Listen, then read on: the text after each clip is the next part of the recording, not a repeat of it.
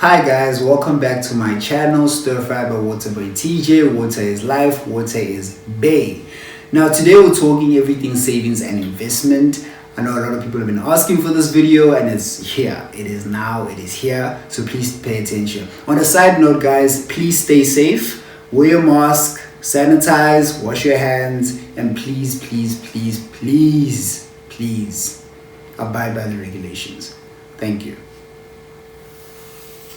Roll the intro.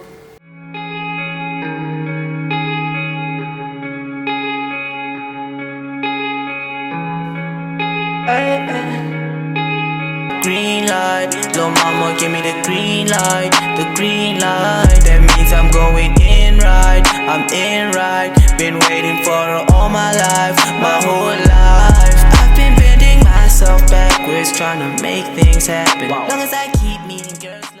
And welcome back. Guys, if you're new here, please hit the subscribe button, like this video, put on your notification, all of the things that need to be done so that I can continue giving you guys proper content. And yeah, we can continue teaching the world how to be financially savvy. Now, savings and investment is very important. Whether you are young, old, middle age, you are in Mjolo, you are whatever, savings and investments are very important. Because why? We live in a very unpredictable world. You never know what's gonna come up that's gonna need funding, what's gonna come up that's gonna need an emergency purchase or spend. Now guys, today I'm going to be talking about three main principles that I live by. Mainly, number one, save at least 10%, a minimum of 10% of your income. The second one meaning control your expenditure using things like budgeting. Third, invest your savings so that you can make more.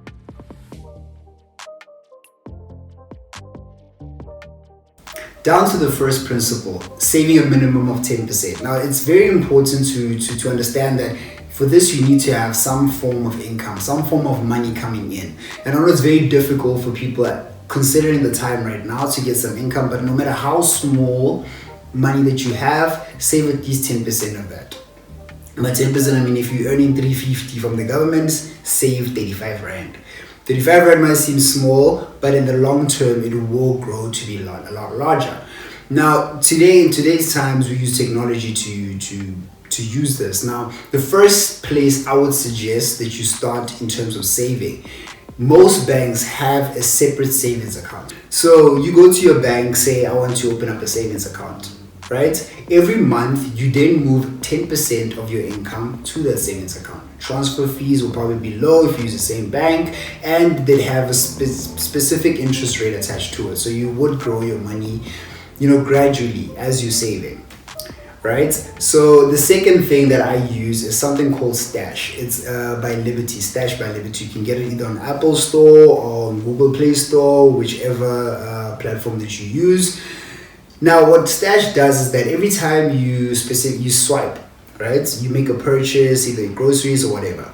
They take the rounding up difference. Let's say you buy something for 11 Rand 50, right? They take 50 cents, the 50 cents to make it a whole 12 Rand, and then they invest it, they keep it for you.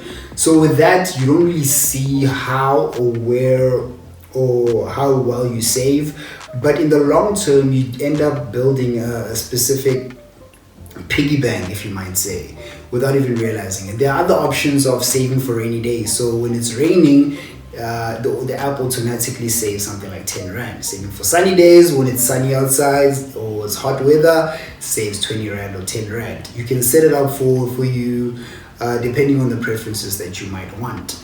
The third, and I feel like a lot of people don't understand the power of this method. The third meaning the piggy bank method. I have buckets of coins literally chilling here at my house. Why I do this is that I don't like coins in my wallet. So every time I make a purchase for cash, which is very rarely, but when I make a purchase for cash and I get coins, I just throw them in there. And over time, you do get to build some form of money. So after some time, when the jars are full, I then take them to the bank and then I deposit it back into the savings account that I have, separate from everything. So I live based on the amounts that I have after the 10% that I saved. So a lot of people call this principle paying yourself or taxing yourself, and it's a very, very important principle to learn in order for you to save and to grow your sort of emergency fund or investment portfolio. So this is where I would suggest people begin using these three methods that I just named right now.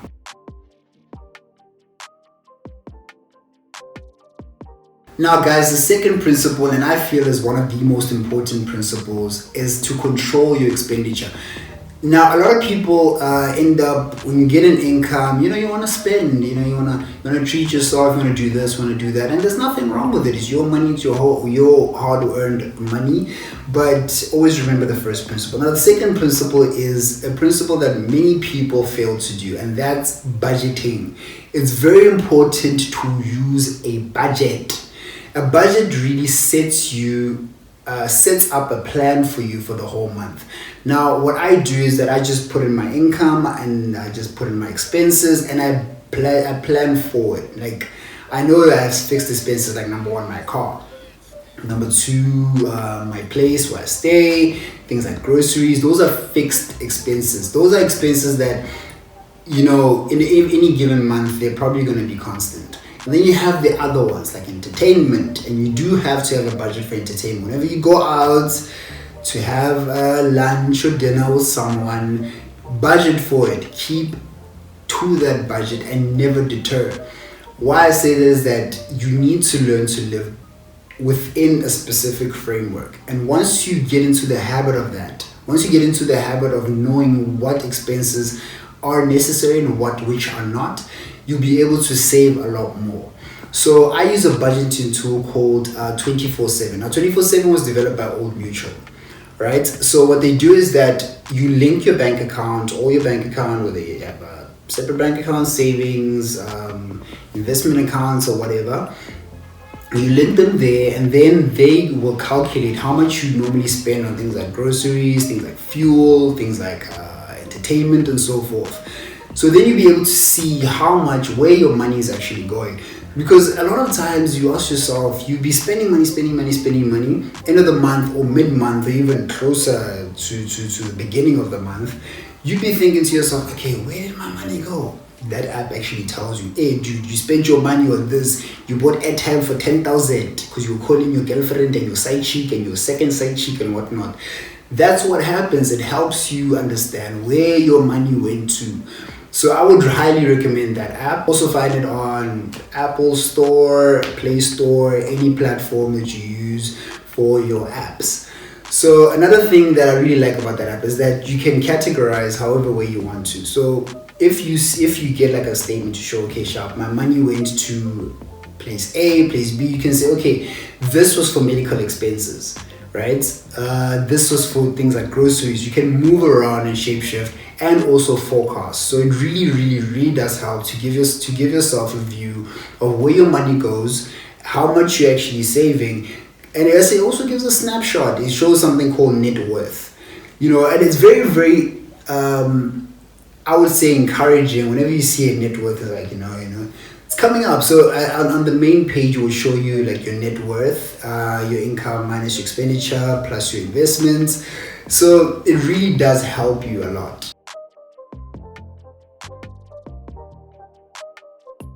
Now the third, and I feel is the second most important. The first important is control your expenditure. The second most important is make your money work for you, meaning invest your money so that you earn interest.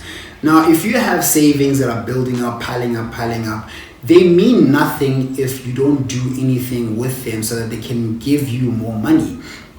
I'm sure you've heard of the term multiple streams of income. Now, in order to gain multiple streams of income, you have to have a capital sum, which is where your savings come in.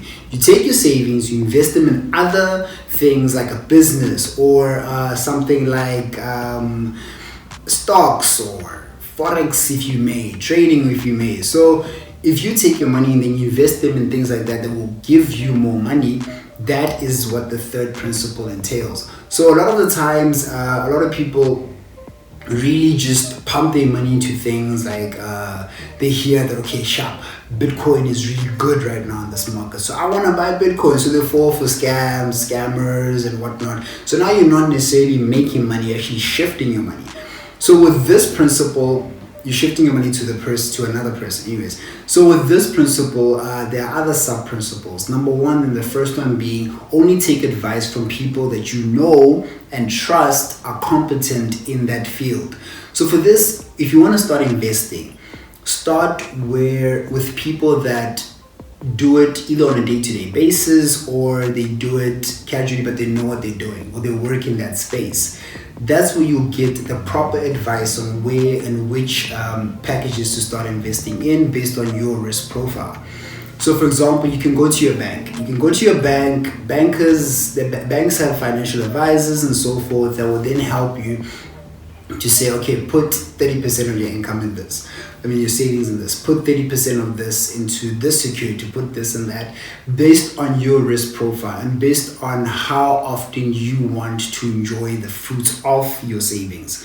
So for example, I have 30% of my savings in shares. Why? Because shares give dividends. So those are the fruits of my investment or my savings. So these dividends I then either take to supplement something else or to now gain another source of income. You understand what I'm saying? This is where the multiple streams of income concept comes in. So now you have other things that you can invest in, things like ETFs. I'm going to explain in another video what ETFs are. You can invest in other things like property. A lot of people want to invest in property right now, and the market right now for property is very, very, very volatile. A lot of people are losing their homes, so the property values are really going down. So it's a very good time to start buying into properties. I'll probably do another video on how to invest in properties later. And another really, really, really good concept is trading. A lot of people, start trading, buying and selling, whatever it is, be it stocks, be it options, be it forex or whatnot. A lot of people make money from that avenue. So for that, you need to learn how to, analyze markets, how to do that. I'm gonna do a separate video to explain how I do it. But if you're not comfortable, it really is a risky market. If you're not comfortable, you can actually give your money to people who are actually trained to do this, like certified financial analysts. So for that, in a nutshell, I would say make your money grow. Make your money work for you. So once you tax yourself, invest your money so that your money works for you, so that you can now keep on building those streams of income, keep on building those avenues where you can start growing your net worth. Do you get how all these things are connecting now? And that's about it, guys. This was a very short video. I want to keep to short videos so that people stay engaged and people get the right information, very precise information, not just jibber jabber, dalilala right there and then. Thank you for watching. And really, honestly, take these principles, write them down, write down a plan for yourself so that you can always build on whatever you have, always build your financial portfolio, always build your net worth. That is the most important thing for us right now, considering the times. You need to save. It's a very bad time. People are really, really going through the most right now. So it's very important that we start building and we start trying to build and trying to understand our financial status. So thank you guys for so much for watching. Thank you guys. Please do not forget to subscribe if you're new. I'm going to be posting quite a lot of videos. Now. I'm pumped up. I really want everybody to start engaging. Please comment, like. I'm gonna say subscribe again, because that is very important. Subscribe, put on the bell so that next video you are there. So thank you so much for watching, and cheers.